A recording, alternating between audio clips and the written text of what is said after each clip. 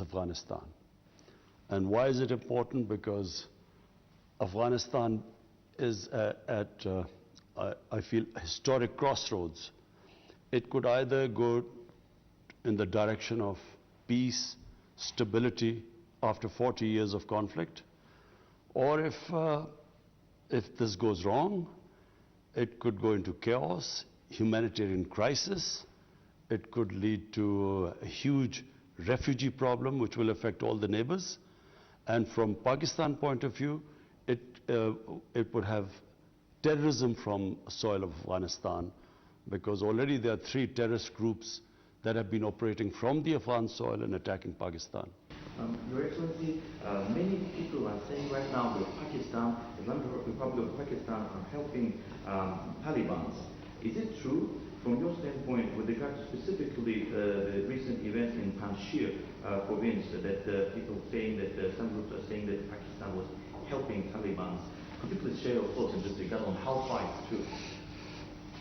If Pakistan helped Taliban win against the United States, it means that Pakistan is stronger than the United States, the whole of the Europeans, and so strong that it has been able to make a lightly armed militia, 65, 60, 70,000 militia, beat a well-equipped army of 300,000.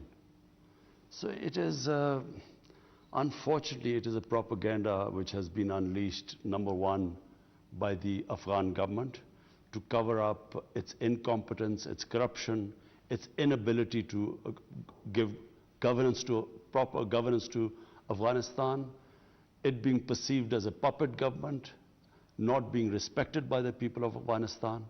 And secondly, it's India, which invested heavily in this Ghani Afghan government.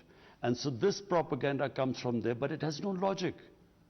It is not possible. Pakistan total budget, the total budget for 220 million people is $50 billion. How could it have in any way supported insurgency in Afghanistan, which overwhelmed the United States, which spent over $2 trillion in Afghanistan in 20 years. So it is just not logical, it is propaganda. And how come the 300,000 Afghan army did not fight? Did Pakistan ask them not to fight? So if you want to know the reasons why the Taliban won and the Americans finally lost after 20 years, all you have to do is do a detailed analysis of why one of the most bravest nations in the world, the Afghan nation, why did the army give up without a fight? Your Excellency, you said that you won't recognize new government in Afghanistan until the international community will not recognize them. Would you please say, are you planning to recognize then this new government at all? Pakistan is part of an international community. The recognition of Afghanistan is going to be very significant, the Taliban government. And what we are doing is that we are working with all the neighbors of Afghanistan. We are developing a policy, what should the Taliban government do for all of us to recognize them. And clearly, the thing that comes out most significantly is that the Taliban government must have an inclusive government, because Afghanistan is a country of diversity. The Pashtun element, Taliban are basically a Pashtun movement, is roughly half the population. Then there are Tajiks, who are a significant minority, and then there are Uzbeks, and then there are Hazara. So for the interest of Afghanistan, for the long-term stability of Afghanistan, all of us feel that it must be an inclusive government which unites Afghanistan. So really that's where we stand today. We will discuss with all the, the neighbors of Afghanistan and come up with a policy. As we all witnessed the Taliban recently, we saw the announcement of the new government by Taliban, and they still didn't consider all minorities' interests and to make them represent this government as well. What do you think, considering that Talibs right now, they're considering themselves as the winners, they're victorious, and will they recognize other minorities as well in the future? Look, the Taliban have been through one of the most, what should I say, the most epic struggles anyone could have gone through, because after 20 years they have really survived one of the greatest military machines in the history of mankind, and they have taken heavy casualties in this. So I assume what is going on right now is that there is a feeling amongst those who have struggled in these 20 years, who've given a lot of sacrifices. They would want to have the lion's share, the main share of the government. And yet, I think within the Taliban, there are people who feel that unless they get all other minorities, other sects, groups, everyone until they get them under the umbrella, they feel that the government will remain unstable. So I think that is going on within the Taliban movement right now. But from the point of view of Afghanistan, as a well-wisher of Afghanistan, I feel that the only way there will be stability, long-term peace, if it's an inclusive government. What do you think, sir, regarding the Taliban? Can they change their ideology indeed, in reality, after 20 years when they fought for this ideology? Can they be acceptable in the eyes of the world community? Can they change something in ideology? The Taliban fought like before them in the 19th century. The Afghans fought the British. They all, against British, it was jihad. They were fighting for freedom of the country in the name of, they used to call it a holy war. All along Pakistan's border with Afghanistan, which is called the tribal area, where there are Pashtun tribes living, they, throughout 80-year interaction against the British, they fought against the British throughout the 80 years. Some part of the tribal area was up in arms against the British, and they fought under the name of jihad, because fighting against a foreign invasion is jihad. Then against the Soviets it was jihad, and it's exactly what the Taliban did this time, it's jihad. Question is now, once they come into government, what sort of government will they have? How much will they adapt? Are they still the Taliban of 20 years, or is this a different Taliban? Have they learned something? So far from the announcements that they have made, I feel that they have learned a lot in these 20 years, they have changed. But what will happen, I'm afraid I'm not in a position to say what is going to happen. Mr. Prime Minister, did the United States of America indeed, they want the Taliban, that they won't recognize them? Did they warn them indeed? What do you think? I don't know. I have no idea. What kind of relationships right now you have with the current administration of the United States, specifically with the new President Joe Biden? Well, my government has a relationship with them. Our security chiefs keep exchanging views about the situation in Afghanistan. Our foreign minister has met their foreign secretary. So there is talk between the two countries. I'm not sure whether at the moment the United States has a coherent policy towards what they're going to do in Afghanistan. And the reason is there's so much criticism of President Biden for his decision to withdraw from Afghanistan, and which I feel is extremely unfair. I think that what President Biden did was the only sensible thing to do. But how can you prepare? He's been criticized heavily that he wasn't prepared. But how do you prepare if 2 weeks before the date of departure, whether that date was given now or in years' time or 6 years' time or 5 years' time, if the Afghan government, if the president flees the country and the army collapses 2 weeks before the departure, how can you prepare for that? So there is a lot of unfair criticism, I'm afraid, of Joe Biden. And because of that, I think and then the inquisition of their foreign secretary in front of Senate. So I don't think they have still formulated a rational policy because of the sheer amount of criticism, unfair criticism which they are facing.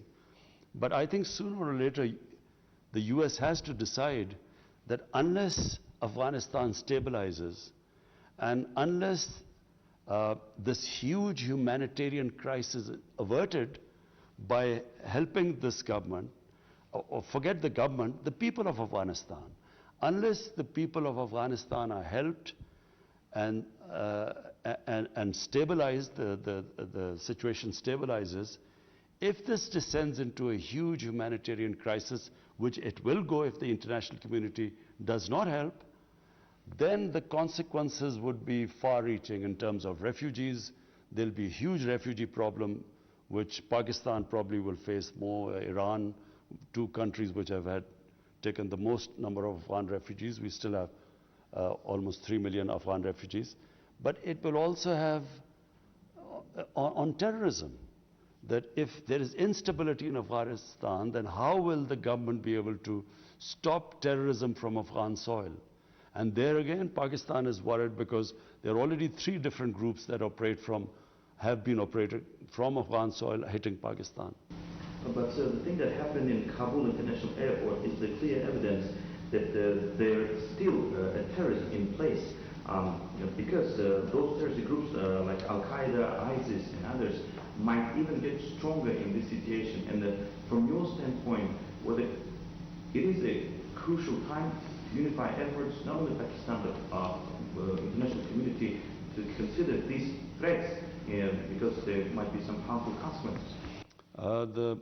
There is no doubt that if there is instability, chaos, a weak government in Afghanistan which cannot control the terrorists, because a weak government will not be able to control the space for terrorists in Afghanistan. So if that happens, then the country that is going to be most at risk will be Pakistan. As I said, there are 3 different terrorist groups that have been attacking Pakistan. One is the Tehreek-e-Taliban Pakistan, because when Pakistan took action against these Pakistani Taliban who are attacking the state of Pakistan, they were pushed into Afghanistan. So one is that group. Second is ISIS.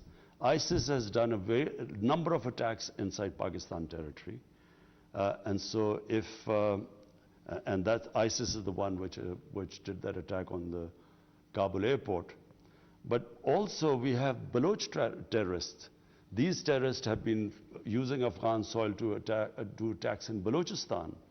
And therefore, yes, it is that's why Pakistan is talking to all the neighbors of Afghanistan. We want a consensus built how we can support this current government and stabilize the situation, how we should avert this humanitarian crisis. But I think the US has a big part to play, because US was there for 20 years. And it also bears responsibility. If there's chaos in Afghanistan, if there's terrorism from the soil of Afghanistan, then we must remember that 20 years ago, the only reason the US invaded Afghanistan was because of terrorism. Al-Qaeda, which had hit the US. So if that was the reason for coming over, then 20 years later, over $2 trillion spent, 2,400 Americans dead, but hundreds of thousands of Afghans dead, 80,000 Pakistanis died in this. So what would be the achievement if, after all this time, again Afghan soil is being used for terrorism? So therefore, I think the whole world community has to take cognizance. And this is historic moment where they should not let Afghanistan drift towards chaos and go into another crisis. Well, of course, we all know that Pakistan has suffered more than anybody else, any other countries, because of the situation in Afghanistan that lasts for many years, because Pakistan has the longest border with this country. And recently it was mentioned by your country that Pakistan is unable to receive more refugees from this country because the flood is too much. And if this trend will keep going, keep increasing, what do you think? Whether it's time for the international community to think about some necessary measures to be taken in order to somehow facilitate this process? Well, you know, firstly, I was listening to the Senate hearing where Secretary Blinken was there and answering these questions to the senators. And I must say, as a Pakistani, I felt deeply hurt by some of the remarks made by those senators. To blame Pakistan for this debacle in Afghanistan is the most painful thing for us to listen to. Pakistan is the country that gave the greatest number of sacrifices for the American war in Afghanistan. Pakistan was asked to join this invasion of Afghanistan by the Americans or become part of this coalition when Pakistan had nothing to do with 9/11. There was no Pakistani involved in it. Al-Qaeda was in Afghanistan. There were no militant Taliban in Pakistan. We had no reason to enter the war. But unfortunately, our military dictator at the time, to get acceptability from the Americans, he took us into this war. And this war cost Pakistan, 80,000 people died in this.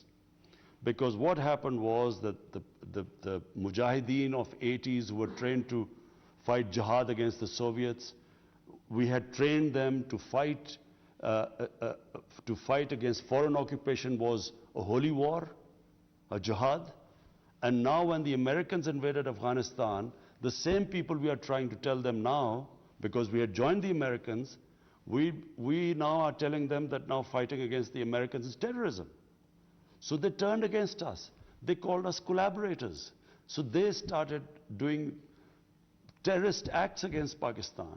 And then all along the border, the Pashtun tribes, which had sympathy with the Taliban, not because of their ideology, but because of their ethnicity. So the Pashtun nationalism kicked in. They too thought we were collaborators against fellow Pashtuns, and they formed what was the Pakistani Taliban. So they started attacking Pakistan as collaborators. And there were insider attacks from within the Pakistan army who had trained the Mujahideen. So there were 2 suicide attacks, failed attacks, but on General Musharraf from within the army. There were 50 different militant groups split into groups who were attacking the state of Pakistan at one point. On top of it, our ally, it's only time in history when a country is being attacked bombed by its own ally. 480 drone attacks were conducted in Pakistan by the US. So this country, what we went through, the suffering we went through, forget about the people who lost their limbs in bomb attacks, the loss to the economy, when you have suicide attacks, Islamabad was like a fortress. So the country lost over $150 billion. And after all the sacrifice, rather than a word of appreciation, because they appreciate other people, they're saying, we are worried about the Afghans who helped the coalition and who, they are trying to look after getting them to the US. But what about Pakistan? A country loses 80,000 people. Were we children of a lesser God? Didn't it matter to them? And then being made scapegoats for their failure in Afghanistan, I think was the most painful thing. Sir, I want to ask you with regard to the Pakistani position in terms of Taliban. Do you think it is needed to talk to them and also to recognize this new government? I think the world, the international community, they do not have a choice. because if they do not, Taliban is a reality now. They're all over. They have taken over Afghanistan. Now, what are the choices left in front of the international community? I think the only one choice left is that they should incentivize them. They should encourage them to stick to the promises or announcements they have made about inclusive government, about human rights, having given amnesty to everyone. I think the world should encourage them to walk this path. And if that happens, and hopefully, if it works, you could have peace in Afghanistan after 40 years. But what if the world community decides to put sanctions on them, or what happens? It's the people of Afghanistan that are going to suffer. A country which relied until until this Taliban have taken over. Until then, the Afghan government, 75% of their budget was foreign aid. If the foreign aid disappears, the country will collapse. And if it collapses, as I said, it's, apart from the humanitarian crisis, this will have implications not only for all the neighbors of Afghanistan, but I think in terms of international terrorism, it will have effect everywhere. So therefore, the only one way to go is to incentivize the Taliban to stick to what they promised of inclusive government and hope that they take that path.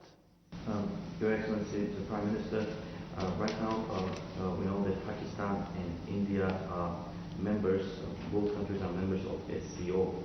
How could you comment with regard to relations between two countries, two neighbors, considering this current situation and developments that we see in the region? What do you think, but how could you comment whether the peace, mutual understanding will come between these two countries, your countries? Well, you know, Pakistan has made every effort to have peace with India. And I can tell you, because I know India very well, I have had great friendships in India. I've had a lot of love and respect because I used to play cricket, and cricket is one of the, a sport that goes right to the grassroots. It's the most loved sport there. So I tried my best to have, improve our relationship with India. But unfortunately, India is ruled by an ideology which is called the RSS ideology. That RSS ideology was inspired by the Nazis in the 1920s and 30s. And it's a racist ideology which actually believes that the Hindu is superior to all the other minorities.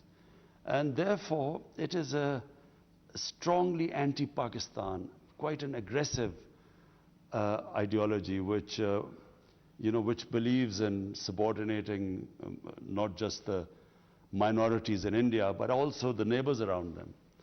And so I found it very difficult to take our relationship forward. And then on 5th August in 2019, they unilaterally took away the state of Kashmir. And Kashmir is a disputed territory between Pakistan and India.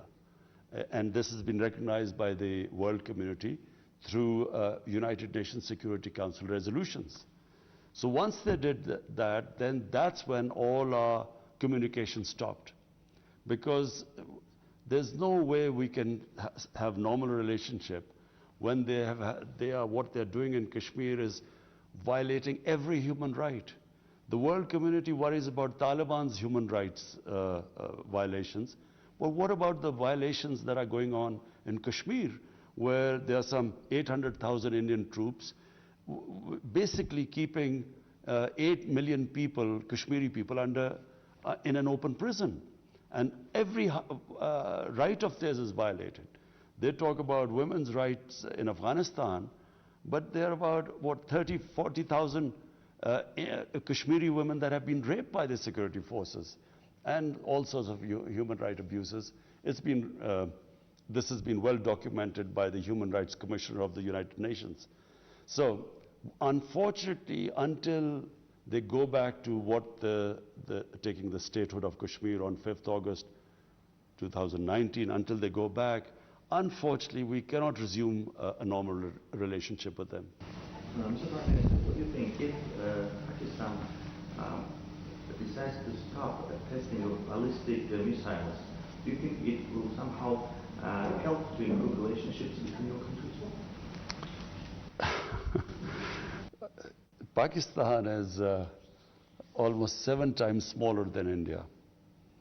And, you know, we always heard the argument that the reason why Israel must have missiles and nuclear weapons because Israel is tiny and they are surrounded by hostile neighbors. So what about Pakistan? We had 3 wars with India till 1971.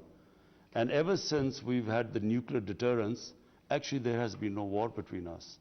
So really for a small country which has a hostile neighbor 7 times the size, actually it is your only protection. But I wish that we would resolve our difference with India, which is Kashmir. And if that is resolved, I would actually, go for a nuclear-free zone. In fact, I would go for a nuclear-free world. So recently you had a discussion with Mr. Putin, President of Russia, with regard to the Afghanistan situation. How would you assess, how would you evaluate the current stage of relationships between Pakistan, Islamic Republic of Pakistan and Russian Federation, not only in the government but also at the level of the countries? I think our relationship is improving. I have, you know, the few times I've met, a couple of times I've met President Putin. We have a very good relationship and understanding. I've spoken to him twice on the phone now. And we want to improve our relationship between Pakistan and Russia. Our concern is the situation in Afghanistan. In fact, all the countries around Afghanistan, at the moment, the main concern is that Afghanistan should not descend into chaos. So we all agree on that, and we all agree that there should be an inclusive government in Afghanistan which would bring stability there. Because our main concern is that instability in Afghanistan would have repercussions all around. All the neighbors will sooner or later be affected by that. So I was looking forward to meeting President Putin here, but because of his isolation due to COVID-19, he couldn't come. But I am meeting the Foreign Minister of Russia. Sir, and the last question with regard to relationships of Pakistan with Arab world. We all know that Pakistan was acting as an intermediate during the conflict between Iran and Saudi Arabia recently. And in terms of closing the position of Arab world with others, what do you think, what's your assessment about the role of Pakistan? Whether you're still going to play that role of the moderator in this regard? Iran is a neighbor, and so therefore you have to live with your neighbor. And the more civilized you are with your neighbor, the better it is in terms of trade and for the whole region. Saudi Arabia has been Pakistan's closest ally, a friend which has helped Pakistan in the past when we've needed them. And so therefore, our main interest is that there should be understanding between these two countries. What would be disastrous for Pakistan is if there's a conflict between Saudi Arabia and Iran, not just for Pakistan.